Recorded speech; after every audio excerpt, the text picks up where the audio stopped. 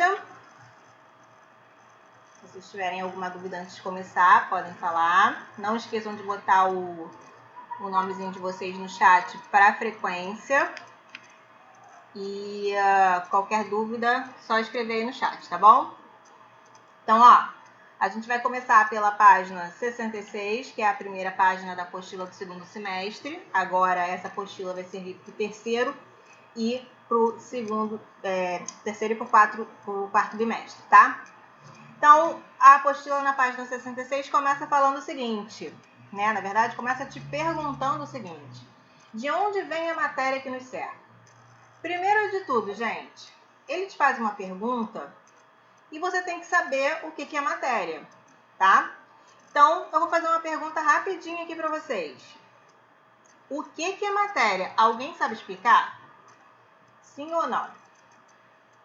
Bota S ou N, só para eu saber se eu fosse perguntar para vocês o que é a matéria. Vocês conseguem me dizer o que é? São as coisas materiais à nossa volta. Não deixa de ser, tá? Mas a definição de matéria é o que eu quero que vocês me expliquem, tá? Então, assim, a verdade é que vocês não têm como me explicar, porque vocês não aprenderam o que é matéria. E aquela aula que eu botei para vocês também não explica para vocês o que é matéria direito, tá? Então, desde já, eu vou dizer o seguinte para vocês. Matéria é tudo, qualquer substância, qualquer objeto, é qualquer coisa que existe no universo e ocupa lugar no espaço. Como assim, professora? Assim, gente. Quando você pega uma bexiga de festa para encher, né, que você vai encher de ar, o que você repara? Que você começa a soprar aquela bola e a bola começa a inflar, não é isso? Por que a bola infla? Porque o ar que você está colocando ali dentro está ocupando o espaço que tem ali dentro daquela bexiga. Então, se está ocupando aquele espaço que tem dentro da bexiga, o ar é matéria, tá? Por mais que a gente não veja o ar, ele está aqui em volta da gente. Ele está ocupando todo o espaço que está aqui em volta da gente. Então, matéria, gente, é tudo que existe no universo e ocupa um lugar no espaço, tá? Alguma dúvida em relação ao que é matéria? Qualquer coisa, vai colocando aí no chat, tá? Então, olha só, a matéria é tudo que existe e ocupa lugar no espaço. Qual é a ciência que estuda a estrutura e a composição da matéria? É a química, tá? Então, nesse segundo semestre, a gente vai estudar química, para começar, e depois a gente vai estudar também física, porque são ciências que vão se complementar, tá? Então, a ciência que estuda a matéria, ou seja, a ciência que estuda a estrutura de tudo que existe, é a química, tá? Então, vamos ler junto aqui. Ao longo da história, muitas culturas humanas buscaram entender a natureza de todas as coisas ao seu redor e decifrar a origem e as leis que regem o universo. Então, desde que o mundo é mundo e existe ser humano, a gente está lá matutando, olhando tudo que acontece à nossa volta e tentando achar uma explicação razoável e racional para tudo que acontece. Quando a gente não está fazendo isso, a gente está fazendo o quê? Dizendo que foi Deus que inventou tudo, né? Ah, por que é assim? Porque Deus quis, né? E tudo bem, né? A religião vai explicar os fenômenos de uma maneira e a ciência vai explicar de outra. E uma coisa não inviabiliza a outra, tá? Mas a gente está numa aula de ciências, então a gente vai falar sobre as explicações científicas dos fenômenos e das coisas do mundo como a gente conhece, tá certo? Então, ó, a ciência permitiu explorar o desconhecido e desvendar seus mistérios por meio dos estudos de física, tá? Ou seja, além do estudo da matéria, né, que é a química, a gente também tem a física, que é uma ciência que vai estudar os fenômenos, tentando explicar por que eles acontecem, né? Explicar até matematicamente como eles acontecem, tá? Então, a física estuda a natureza de todas as coisas, procurando compreender as leis básicas da natureza, a origem do universo e as interações e transformações associadas à constituição da matéria. Então, química e física são duas ciências que estão bastante relacionadas. Uma complementa a outra, tá? E aí vem uma caixinha aqui. Como os povos antigos faziam suas observações do céu? Será que usavam algum instrumento? Como você hoje faria para observar o céu? Pessoal, primeiro de tudo, qual é a principal diferença entre nós, seres humanos de hoje, da atualidade, e os nossos antepassados, né? Os seres humanos que viviam em locais que não tinha nem eletricidade, que não tinha prédios muito altos que atrapalhavam a nossa visão, que não tinha luzes das cidades para ofuscar a nossa visão.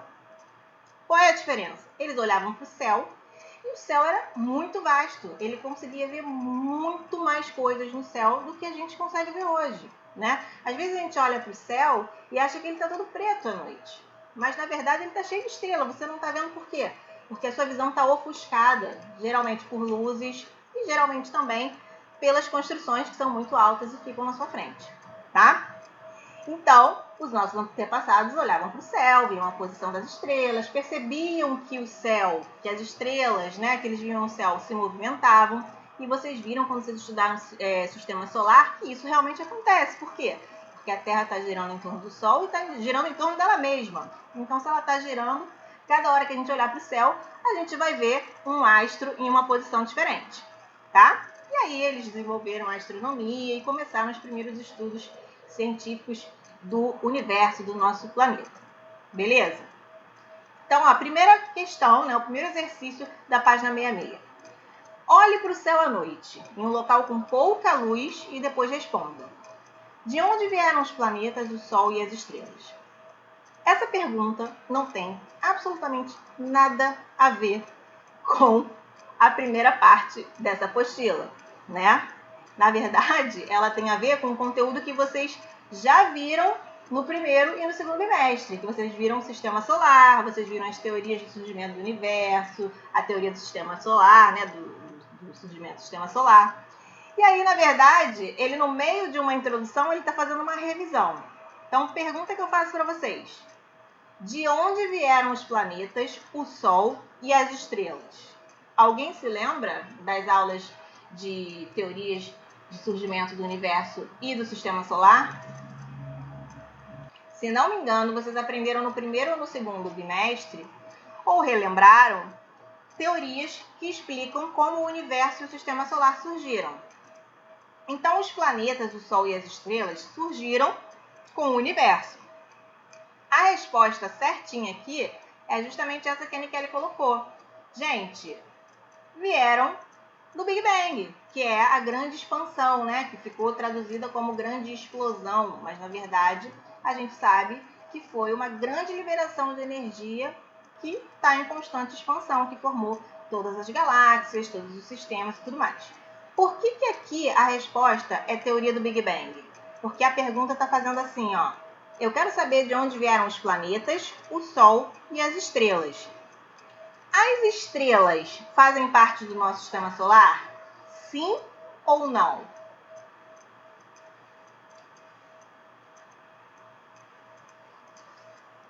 Sim?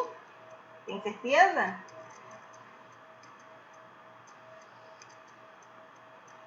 Não, gente. As estrelas não fazem parte do nosso sistema solar. Quando vocês estudaram o sistema solar, vocês aprenderam que só existe uma estrela no nosso sistema. E essa estrela é o Sol. As outras estrelas que vocês veem a muitos anos-luz de distância são de outros sistemas, de outros lugares, tá? Então, teve aluno de outra turma que botou assim, a teoria da nebulosa solar, que é a teoria que explica o surgimento do sistema solar. Por que aqui não pode ser o sistema solar? Porque está falando de outras estrelas e o sistema solar só tem uma só, né? Então, ó, página 66, questão 1. De onde vieram os planetas, o Sol e as estrelas? Da grande explosão, né? Do Big Bang. Segundo, né, a ciência de hoje. Pode ser que essa teoria acabe caindo e venha outra melhor, mas até agora essa que explica mais convincentemente a todos, tá? 2. Agora olhe o espaço ao seu redor e responda. De onde vieram as rochas, os animais, as plantas e os seres humanos? E aí, pessoal, vocês também já estudaram a origem das rochas. Vocês já viram os tipos de rochas. E vocês também já sabem mais ou menos como surgiram os seres vivos aqui no nosso planeta, né? Como surgiram as rochas, os animais, as plantas e os seres humanos? Alguém lembra? Vamos lá. Vocês aprenderam que as rochas são produto do resfriamento do magma. Lembra aquela substância pastosa, incandescente e muito quente que tem no interior do nosso planeta? Então, no início da formação do sistema solar, né, os planetas eles não eram, o planeta Terra não era rochoso, tá? Ele era formado basicamente dessa pasta, né, que é aquela lava do vulcão que a gente vê quando ele entra em erupção. E aí as rochas, elas foram sendo formadas a partir do momento que a Terra foi resfriando. E conforme ela foi resfriando, o que aconteceu? Esse magma foi solidificando e formando as rochas. Não foi isso, gente? Vocês já esqueceram de tudo. Já os animais, as plantas e os seres humanos, ou seja, os seres vivos, surgiram naquele primeiro oceano que foi formado conforme a Terra foi se resfriando. Lembra? Ela foi resfriando, foi subindo vapor d'água, esse vapor d'água precipitado em forma de chuva e acabou formando os primeiros oceanos.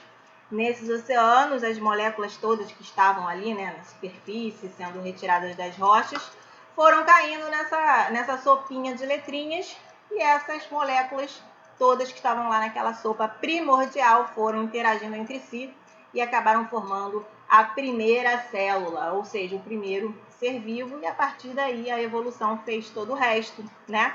Formando os mais diversos tipos de seres vivos, tá?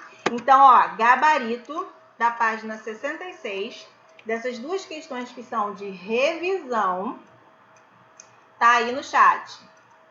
Número 1, surgiu do Big Bang, né? Os planetas, o Sol, as estrelas. Número 2, as rochas surgiram do resfriamento do magma do planeta e os seres vivos surgiram nos oceanos primitivos, onde as moléculas se agregavam e formavam moléculas mais complexas até a formar a primeira célula, né? Que foi o primeiro ser vivo. E aí depois a própria evolução fez o favor de diferenciar essas células em diferentes espécies e hoje em dia a gente tem vários tipos de seres vivos.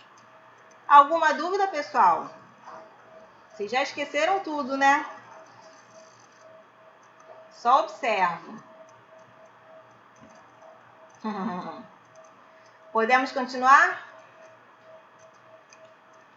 Vamos para a caixinha verde aí que aparece para vocês. Os estudos astronômicos afirmam que antes do universo surgir e se expandir... eu tô vendo, vocês esqueceram tudo. Os estudos astronômicos afirmam que antes do nosso universo surgir e se expandir, toda a matéria e a energia que vemos por aí estavam contidas em um pontinho trilhões de vezes menor do que a cabeça de alfinete. Ou seja, para a ciência, o universo surgiu a partir de um pontinho, né? Algo, um material trilhões de vezes menor do que a cabeça de um alfinete, que era bem sólido, bem denso e cheio de energia, e essa energia foi liberada. Quando essa energia desse pontinho, né, trilhões de vezes menor que uma cabeça de alfinete, foi liberada, né, eles equiparam essa liberação de energia a uma grande explosão. Por isso que a teoria se chama Big Bang, porque a tradução é grande explosão, né? Mas hoje já se sabe que não foi exatamente uma explosão.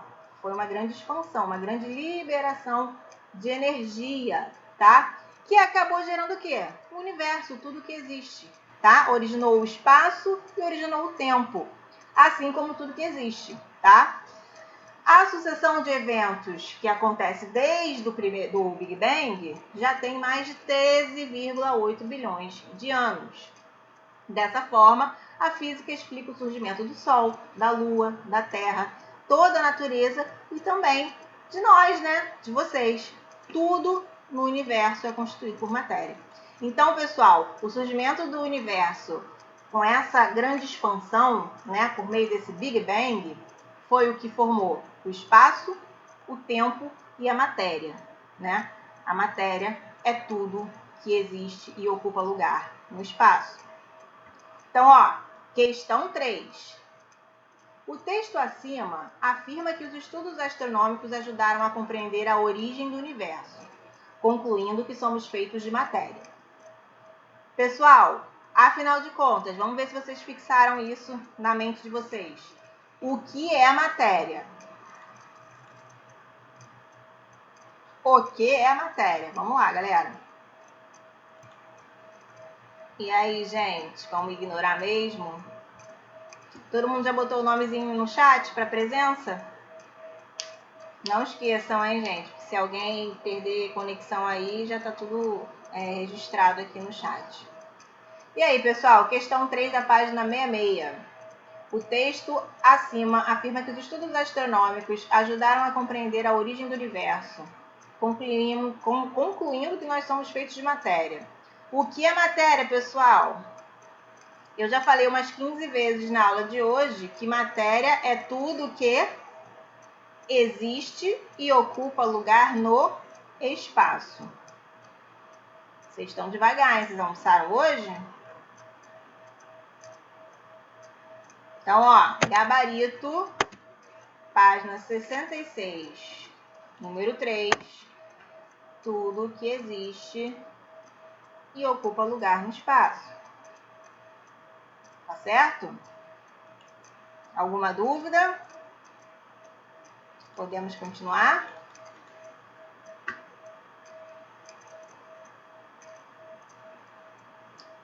Podemos? E aí, galera, um simzinho, um nãozinho, vou deixar para você no vácuo? Ótimo. Então, ó, continuando aqui, ó, tudo aquilo que tem existência física é matéria. A matéria está em todo lugar, tá? Na figura ao lado, há a estátua do Cristo Redentor, feita de concreto e pedra-sabão. Tem também o Morro do Corcovado, que é composto por rochas, e também as nuvens formadas por água e ar, tá? Todos esses elementos são compostos por matéria, assim como o Sol que brilha entre as nuvens, tá? Lembrando que o Sol, gente, não é uma bola de fogo, tá? Se eu pegar aluno meu falando essa besteira, eu nem sei do que eu sou capaz de fazer. Vocês aprenderam que o Sol, né, é uma bola de gases, né, que estão ali fazendo umas reações de fusão e liberando luz e energia na forma de calor, tá? Então, tudo que está nessa foto aí é matéria. A rocha ocupa lugar no espaço, o Sol, os gases do Sol ocupam lugar lá no espaço, o Cristo está ocupando um lugar no espaço, as nuvens ocupam lugar no espaço. E nem tudo que ocupa lugar no espaço a gente consegue enxergar com os próprios olhos, mas isso não significa que não seja matéria que não esteja ali. Então, questão 4. Aqui nessa imagem não é possível ver, mas existe um outro elemento constituído por matéria que envolve a todos nós, inclusive o Redentor. Qual é o tipo de matéria que está aqui nessa imagem, que ocupa lugar no espaço e a gente não está vendo na foto? E aí, pessoal? Qual é?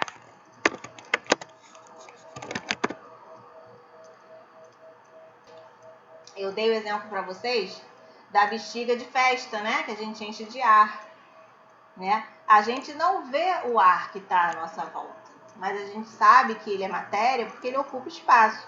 E como é que a gente sabe que ele ocupa espaço? É só você soprar uma bexiga de ar.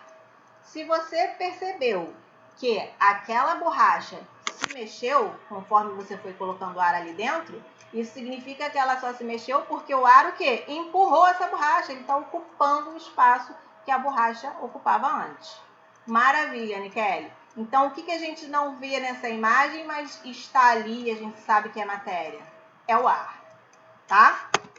Então, questão 4, página 66. Gabarito é o ar.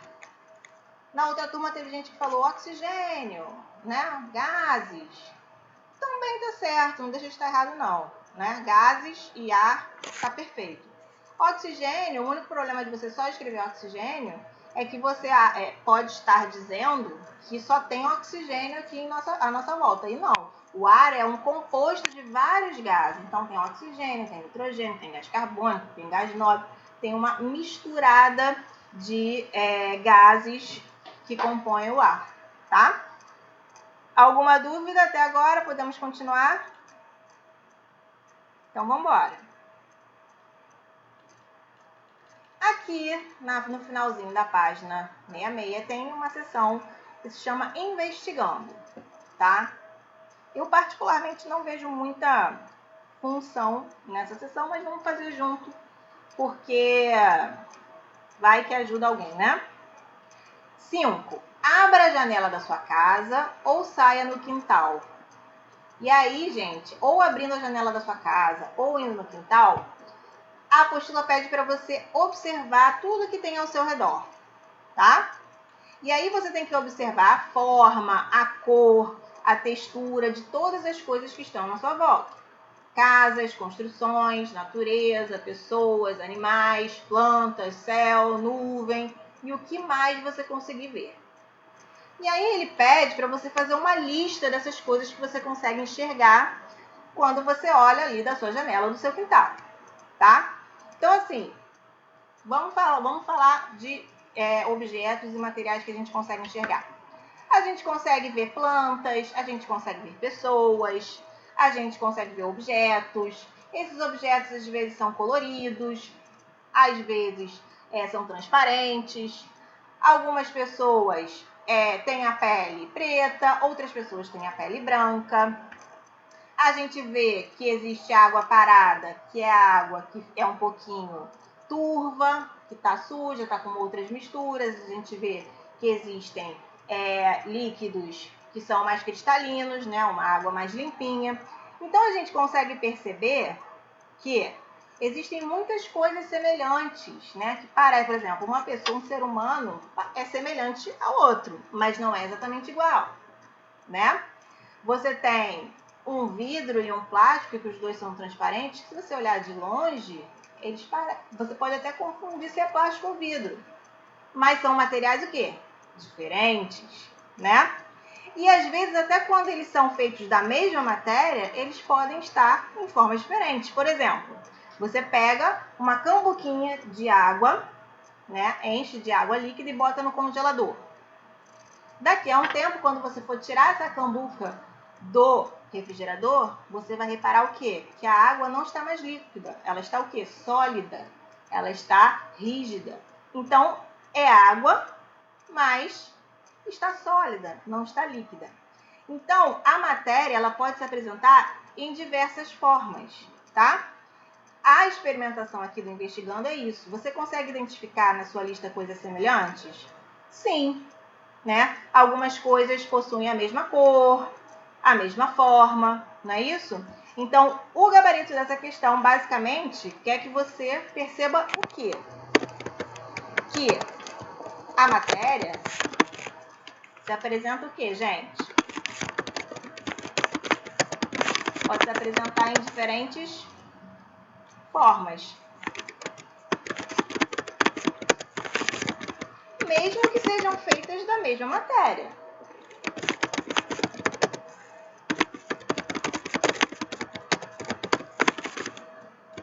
Exemplo, água líquida e gelo. Tranquilo? Entenderam o que esse Investigando quer que vocês percebam à sua volta? Por exemplo, vocês podem ver um objeto verde e várias plantinhas que são verdes. As duas são verdes, mas as duas não são plantas, tá? São de materiais diferentes, tá? É só para que vocês reparem que tudo que existe é matéria, mas que a matéria se apresenta de formas diferentes, tá? Então, letra B. Agora, tente perceber o que há de diferente entre as coisas que você identificou como semelhantes. Gente, eu acabei de falar, né? Você identificou coisas que são diferentes, mas ao mesmo tempo são semelhantes, né? As próprias pessoas, né? As pessoas, as plantas, os objetos, enfim. É uma questão que definitivamente é uma coisa que eu particularmente acho bem desnecessária de fazer esse exercício, mas tem sempre alguém que aproveita isso, tá? Então, espero que algum de vocês tenha aproveitado esse exercício, tá? Ao responder essas questões, você começou a estudar a estrutura da matéria, tá? Ou seja, como ela é composta, como ela se apresenta. E aí, pessoal, vocês têm que aprender também nessa aula que a matéria, qualquer matéria, ela é feita de átomos, tá? Ela é constituída de átomos. Esses átomos, eles se combinam gerando as características das coisas que você identificou como semelhantes ou diferentes no mundo à sua volta. O que ele está dizendo aqui, pessoal? Vocês aprenderam, por exemplo, que os seres vivos são formados por no mínimo uma célula. Então, todo ser vivo é formado por uma ou mais células. A célula é a menor parte de qualquer ser vivo. Já no caso da matéria, nem toda a matéria é viva, né? Então, toda a matéria vai ter célula? Não, de jeito nenhum. Mas toda a matéria vai ter o quê? Átomos, tá? Que a menor parte de qualquer coisa que exista é um átomo. Beleza, gente? Entenderam isso até aqui? Alguma dúvida? É importante vocês falarem agora ou se calarem para sempre, porque agora a gente vai entrar em evolução de modelo atômico, que é justamente o conteúdo da aula que eu postei lá para vocês na atividade da semana passada e que a maioria ficou com bastante dúvida. A evolução dos modelos atômicos ao longo dos séculos. A apostila resume coisas que vocês sequer viram, tá? Então, ela já começa falando a evolução dos modelos atômicos e vocês nem sabem o que é um átomo ainda direito. Então, presta bastante atenção nessa leitura que a gente vai fazer aqui, tá? A estrutura da matéria, ou seja, a matéria, ela é estudada desde o século V a.C., ou seja, há mais de 2021 anos, tá? Quando surgiu a primeira ideia sobre a sua constituição. Os filósofos Leucipo e Demócrito afirmavam que a matéria não poderia ser dividida infinitamente. O que significa isso, gente? Se você pegar qualquer material e começar a dividir ele em vários pedaços, em 1000 pedaços, vai ter uma hora que não vai dar mais para dividir esse material, tá?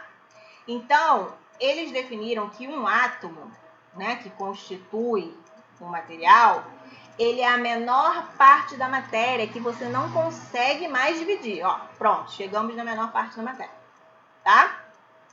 E aí, isso seria uma unidade indivisível, né, que eles chamaram de átomo. Então, foram os filósofos Leucipo e Demócrito que criaram esse termo átomo, que significa unidade indivisível. Eles acreditavam que a menor parte da matéria fosse indivisível, fosse sólida. E vocês vão ver que hoje em dia não é isso que a ciência defende, tá? Mas quem criou o termo e ficou assim até hoje foram os filósofos Leucipo e Demócrito, tá? Ao longo da história da ciência, foram sugeridos vários modelos para explicar as características observadas em modelos experimentais do estudo do átomo. O que vocês entenderam dessa frase? Nada. Claro que nada, tá? Mas o que vocês têm que entender dessa frase? Que o átomo, ele é um modelo, ou seja, os cientistas não conseguem enxergar o átomo. Ele é tão pequeno, que na verdade a gente tem que criar um modelo para tentar explicar como é a menor parte de uma matéria. Por quê? Porque a gente não vê, né? A gente tem que construir esse modelo. É a gente que vai determinar, né, mais ou menos como é o átomo, tá? E esse modelo de átomo vai mudando conforme a ciência vai evoluindo. Se a ciência vai tendo mais condições de estudar e de produzir conhecimento, esse modelo vai ficando mais rico, vai ficando mais próximo da realidade, tá? Então, alguns desses modelos são descritos no quadro a seguir.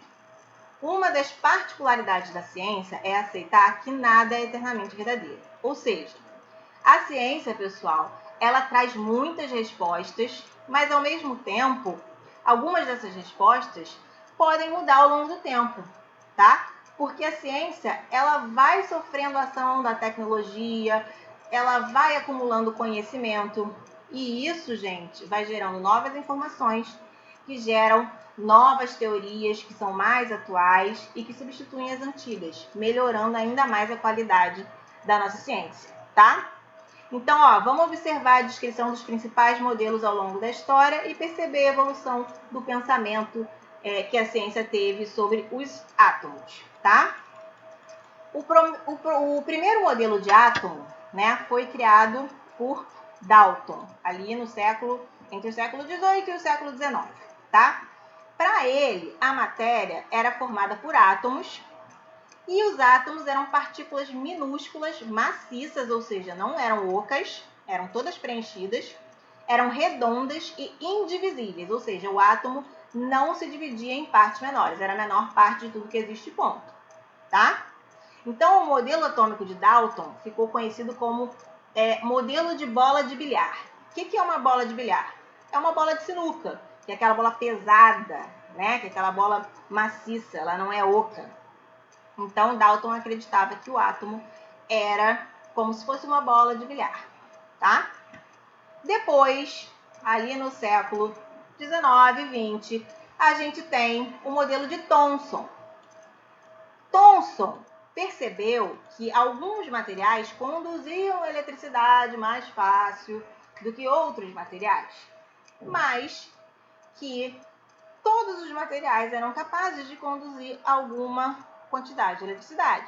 Então, ele chegou à conclusão que, para isso acontecer, o átomo, que é a menor parte de tudo que existe, devia ter o quê? Carga. Devia ter carga positiva e carga negativa, porque a eletricidade é isso, né? É diferença de potencial, diferença de carga. Então, modelo de Thomson. O átomo é constituído de uma partícula esférica. Essa partícula, essa bola esférica, ela é feita de carga positiva, tá? E ela não é maciça, ou seja, nela vai vir presinha várias bolinhas menores que ele chamou de elétrons, que tem carga negativa, tá? Thomson gostava muito de doce, né? Então ele chamou esse modelo aí, né, de pudim ou bolo de passas, né? Como se fosse um pudim de passas. Mentira, não foi ele que chamou não, né? As pessoas começaram a enxergar isso nele. Mas é um modelo que é como se a bola fosse a carga positiva, fosse o pudim, e os elétrons que têm a carga negativa fossem as passas que ficam ali presinhas na massa do pudim, tá? E aí, somando mais com menos, a gente anula as duas cargas e o átomo seria neutro, ou seja, ele não teria carga nenhuma, tá? Só passaria a ter carga se sofresse alguma influência de energia elétrica, tá? Depois a gente tem o modelo de Rutherford, também aqui século XIX, século XX. Ele se assemelha até ao sistema solar, né? Porque tem aqui um núcleo, que no sistema solar é o Sol, e a órbita dos planetas em volta, né? Só que no caso do átomo, Rutherford propôs que ele era descontínuo e formado por duas regiões, ou seja, a partir de Rutherford, a ciência começou a acreditar que o átomo era divisível, sim. Aqui não se dividia, aqui não se dividia, a partir de Rutherford, dividia sim. E dividia em duas partes, o núcleo e a eletrosfera. No núcleo ia ficar, né, a parte densa do átomo, que seria a carga positiva, né, que ele chamou de prótons. A eletrosfera, que seria a parte de fora, seria uma grande região vazia, né, ou seja, com espaços, onde a carga negativa ficaria girando ao redor do núcleo, né? Sendo que a carga negativa seria chamada de elétrons. Então, ó, aqui no meio, núcleo positivo, com os prótons, e aqui em volta, eletrosfera, tá? Negativa, elétrons com carga negativa, tá? Então, esse modelo atômico de Rutherford fazia uma pequena analogia com o sistema solar, se você for pensar bem. O Sol no centro e os planetas em volta. No caso do átomo, seria os prótons no centro e os elétrons girando em volta, tá? Depois a gente teve o modelo atômico de Bohr, que fez melhor ainda do que Rutherford. Ele concorda, né, que o átomo ele é dividido em duas partes, o núcleo e a parte externa, né, com os elétrons. Os elétrons se movem ao redor daquele núcleo, só que eles não rodam todos na mesma órbita, tá? Eles rodam em níveis de energia, em órbitas diferentes. E são 7 órbitas diferentes. Cada órbita dessa aqui seria um nível de energia do elétron, tá? E aí aqui ele também faz uma analogia ao sistema planetário, tá? E recebeu até esse apelidinho. Depois, por último, mais agora recentemente, século XX, temos os modelos de Chadwick e Schrödinger, que acaba unindo um monte de informação que já foi passada por outros cientistas e melhora ainda mais o modelo do átomo. Chadwick percebeu que, além do próton e do elétron, também existe uma terceira partícula ali que divide o átomo. Antes, quer dizer, lá no início o pessoal achava que o átomo não se dividia. E a partir de Chadwick, ele já disse o seguinte, ó, o átomo se divide sim, e se divide em 3 partículas. O próton, o nêutron e o elétron. Sendo que o próton e o nêutron estão ali no núcleo e o elétron estão aqui, e os elétrons estão aqui na eletrosfera, tá? E para fechar, o modelo aceito hoje em dia é o de Schrödinger, que ele faz um apanhado de todos os modelos anteriores e propõe que o átomo ele tem uma nuvem eletrônica, que é essa parte externa aqui, é dividido em 2 partes, núcleo e nuvem eletrônica. Na nuvem eletrônica, aqui em volta, a gente tem os elétrons girando ao redor do núcleo, e no núcleo a gente tem os prótons e os nêutrons. Sendo que, gente, nêutron está no nome, é neutro.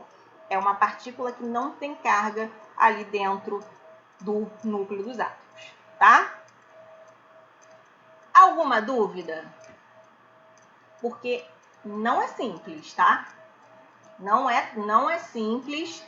A apostila... O que é um resumo, pessoal? Um resumo é quando você sabe muito de uma matéria e você faz um resumo só para você lembrar das coisas mais importantes. Então, o que é ideal? A gente aprender tudo com detalhe para depois começar a fazer resumo. A questão é que a apostila de vocês, ela já vem com um resumo de um assunto complexo e que vocês não têm conteúdo para acessar rapidamente. Então, não é simples, não tenha vergonha de dizer se não entendeu nada, porque é difícil mesmo, tá? Vocês entenderam legal? Responde aí no chat, por favor. Entenderam? Não, eu vou postar uma aula explicando tudo, tá? Desde o início. O que é a química, o que é o átomo, como é que o átomo é formado, tá?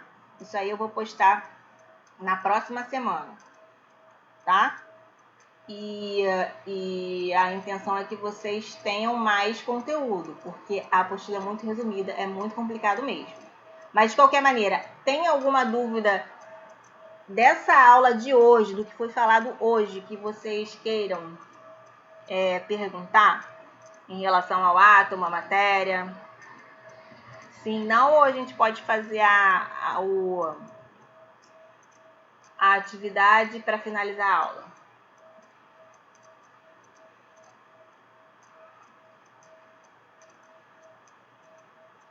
Vamos terminar então essa atividade.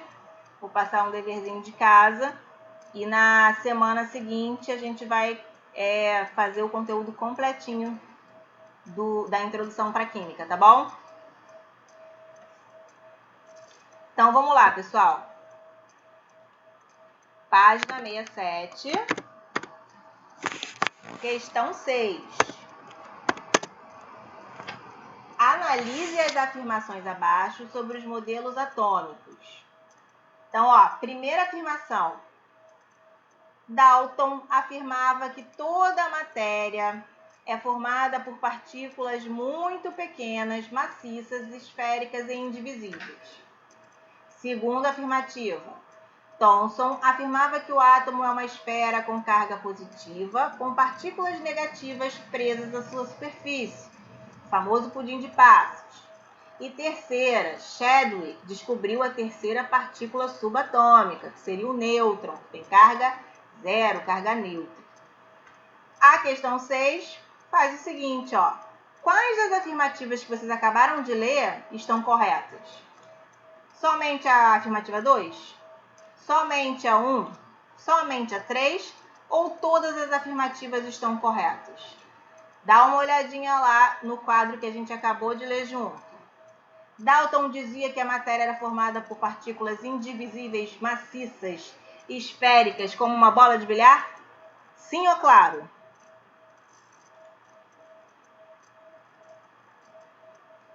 Sim ou claro?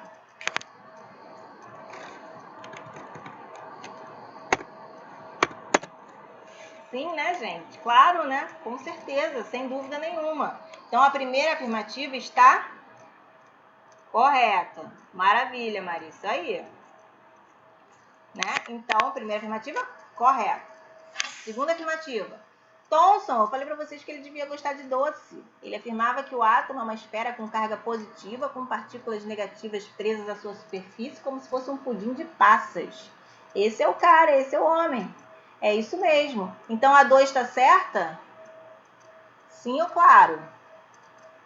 Com certeza, né? A segunda afirmativa também está certa. E a terceira afirmativa? Chadwick descobriu a terceira partícula subatômica, o nêutron, e defendeu que o nêutron estava lá no núcleo. Chadwick fez isso? Com certeza. Chadwick foi lá e falou, ó, o átomo não é indivisível não, e ele não se divide só em 2, ele se divide em 3. Ele se divide em nêutron, próton e elétron. E os nêutrons estão no núcleo junto com os prótons. Então, a terceira está certa também? Com certeza. Então, quem respondeu que acha que todas estão certas, respondeu letra D, e respondeu certinho.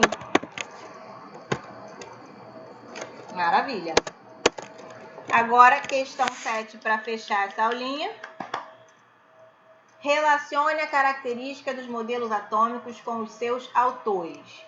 Pessoal, lembrando sempre que quando a questão é correlacione, relacione, você tem sempre que pegar a letrinha do autor ou a letrinha definição e colocar lá no parêntese certinho onde tem a explicação correta. Não é para marcar um X em qualquer uma não, tá? Porque vocês têm essa mania. Correlacionar é ligar os pontinhos, ligar uma explicação a uma definição, tá? Então, letra A, Leucipo e Demócrito, gente. O que eles foram responsáveis por fazer aí nesse estudo dos átomos? Eles identificaram o nêutron? Não. O modelo atômico deles era semelhante a uma bola de bilhar? Não.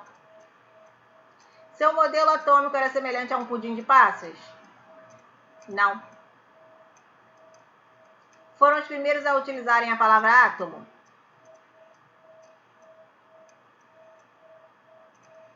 E aí? Leucipo e Demócrito, lembra? Eles foram os primeiros. Isso, Maria. Eles foram os primeiros a inventar a palavrinha átomo, né? Como quem diz, como quem inventa assim, a menor parte da matéria ela não se divide. Então, a gente vai dar o nome de átomo, que átomo significa indivisível. Então, Leucipo e Demócrito criaram o termo átomo. Criaram, né? Cunharam o termo átomo como sendo a menor parte da matéria. Então, Letra A vai lá na penúltima alternativa. Foram os primeiros a utilizarem a palavra átomo. Boa, Vitor. Boa, Maria. Isso aí. B. Thomson, o doceiro da galera. O que ele fez? Identificou o nêutron? Não. Seu modelo atômico era semelhante a uma bola de bilhar? Não. Seu modelo atômico era semelhante a um pudim de passas? Sim. Então, Thomson criou um modelo do pudim de passas. Correto? Então, letra B entra na terceira afirmativa ali. C. Tá bom, Vitor. Vou cobrar, hein? C. Rutherford. Rutherford fez o quê, gente? Identificou o nêutron? Não. Seu modelo atômico era semelhante a uma bola de bilhar? Não.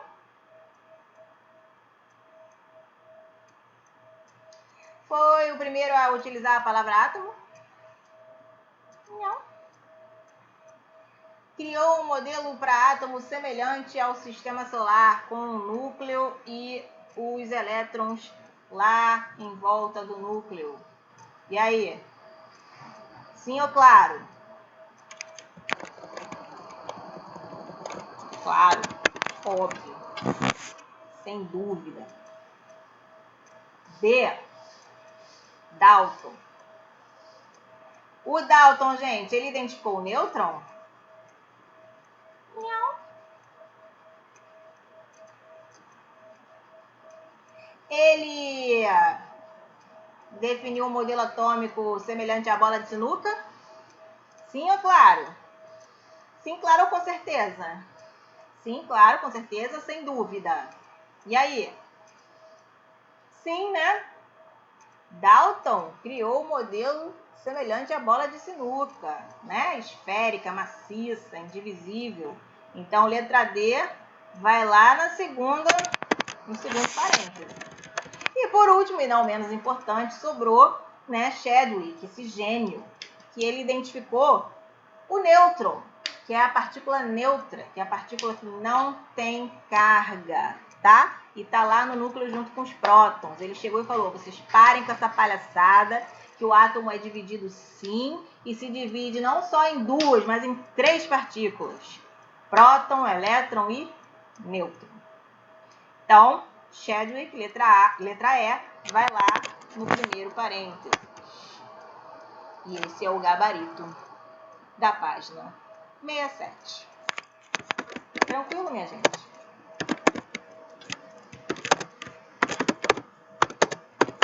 Para casa, vocês vão fazer a página 68 para a gente corrigir na aula ao vivo da próxima semana, tá?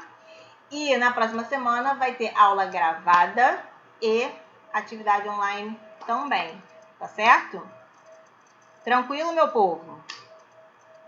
Alguma dúvida?